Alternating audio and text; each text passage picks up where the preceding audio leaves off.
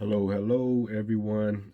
My name is Majesty. I'm an Atlanta-based real estate developer with $13 million in assets under management and another 50 million in the pipeline. I build and rehab apartment buildings, so check out this video for some real estate tips. Um, I'm doing a 100 question series of the most common questions that I get from anybody interested in real estate development or investing. And today's question is, what are the challenges of public-private partnerships? The past few videos have been about public-private partnerships, which is just a fancy way to say private sector working with the government and like joint venturing, working together. An example of that would be public housing, like projects or whatever.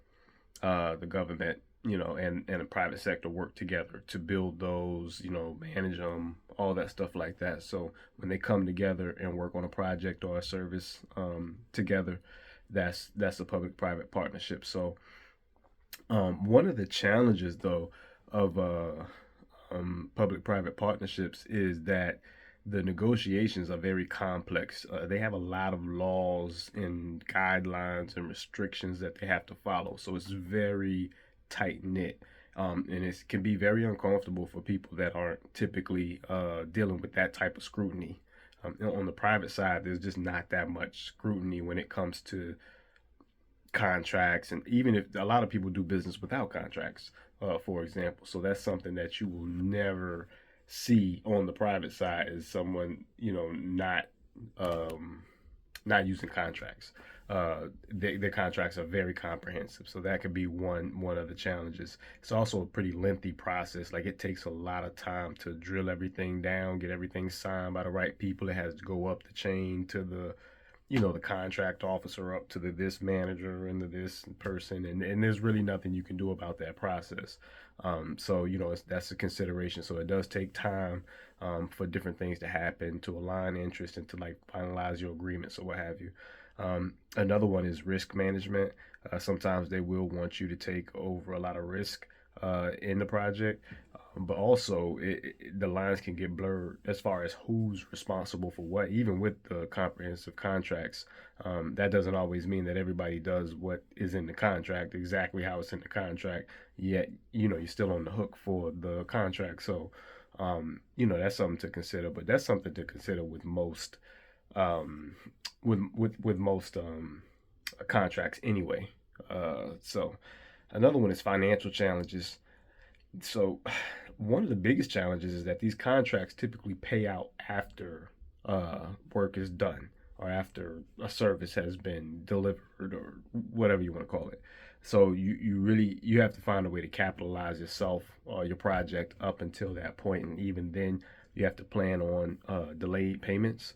The payments are pretty low risk in terms of, like, you'll get it because you have the contract, and also you're working with a government which has a lot of resources in terms of being able to pay you.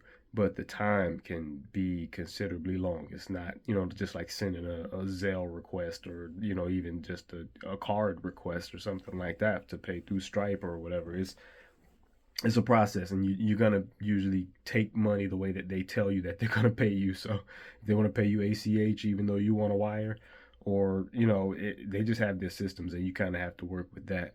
So it's a learning experience and a learning curve. Another one is public scrutiny.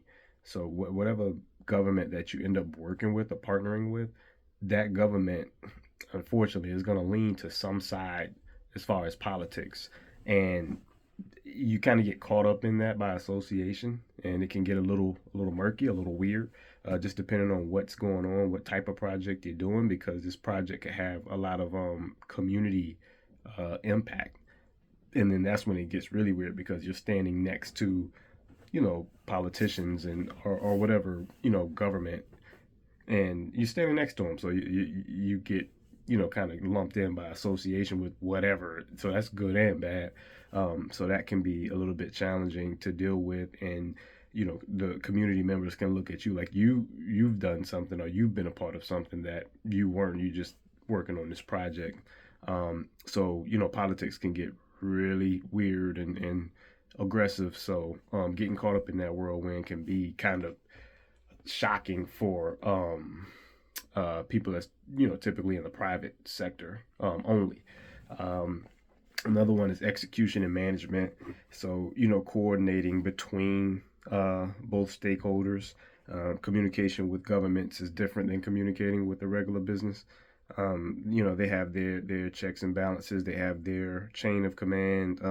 They also don't always communicate with each other, so you may find yourself communicating with multiple departments about the same thing, and they're not communicating with each other. All governments aren't as efficient as the other ones.